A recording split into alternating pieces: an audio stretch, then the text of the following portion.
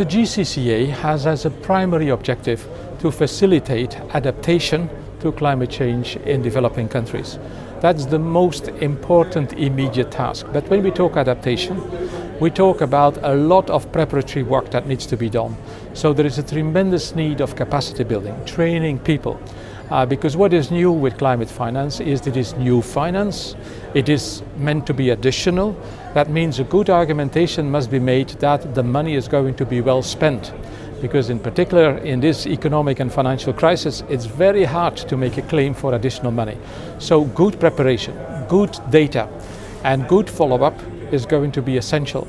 And we really hope that the GCCA is going to fulfill a primary role to that, to a major part of the world.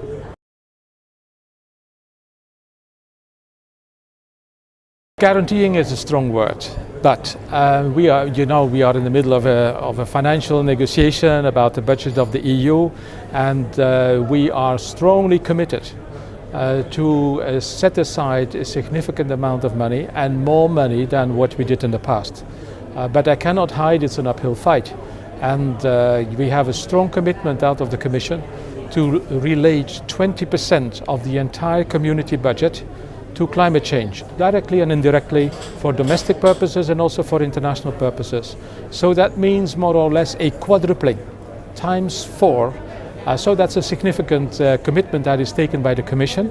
Of course, things are now in negotiation with the Parliament and with the Council, but I see a strong commitment for the Commission to hold this out very forcefully, and that should be a guarantee for increasing the funds we need to spend on climate change, also on adaptation and mitigation in developing countries.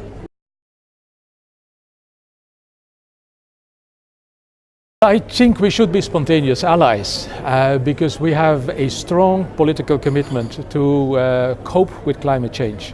So we need allies in the world because we have done a lot on mitigation. We bring down greenhouse gas emissions, but our success is weakening our argumentation because today the EU is only 11% of global emissions, while when we signed the Kyoto Protocol and the Convention, the EU alone was more or less 20%. So we are becoming, in terms of size of the problem, less and less important. So that's why we need good allies around the negotiation table in order to convince those who should do much more. And with the much more, we target two sorts of countries. Of course, we target the United States. They are the richest country in the world. They have extremely high emissions per capita. They should tackle the problem much more effectively. And we also target the emerging economies because their part of their emissions in the world has gone up quite significantly. We know today that the biggest emitter is China, much bigger than the United States today. And while we were signing the Kyoto Protocol and the Climate Convention in the 1990s, they were having emissions per capita which were way below the emissions of the EU. Today we are on a par. So the emissions per capita of the average Chinese is as high as the average emissions of the average European. And so that's a wake-up call. We will not be able to cope with climate change if also the major emitters are not going to be able to help controlling and bringing down greenhouse gas emissions. And that's on our table. That's the mandate that we have for 2015. We need to conclude an international agreement that brings on board all major emitters. And that's not easy, but I think in Durban last year we were changing the tanker away from where we were, and where we were was Copenhagen, where we had the blueprint that did not work. We are changing this blueprint in order to bring all major emitters on board.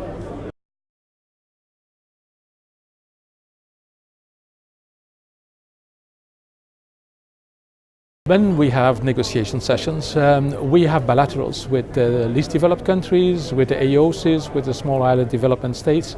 So we have good elaborated discussions with them. In fact, later this month in New York, there's going to be a separate meeting that is hosted by my Commissioner, Connie Hedegaard, in order to build up as many as possible common points that we are taking in the international negotiations. And the second element is that the Kyoto Protocol has a major divide. It has only two sorts of countries, developing and developed. and we have to reinterpret that.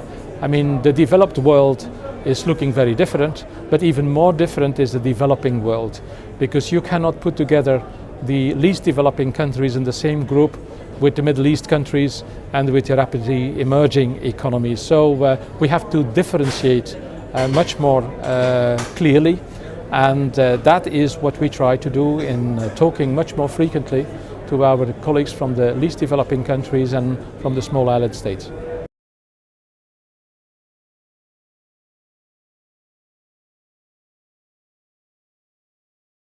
I think there is, but of course they make the claim about finance, and that is what is so important, because they are suffering the most from the effects of climate change. Their agricultural patterns or the way they raise cattle and things like that is changing so profoundly, so they need much more help and scientific support to cope with the effects of climate change.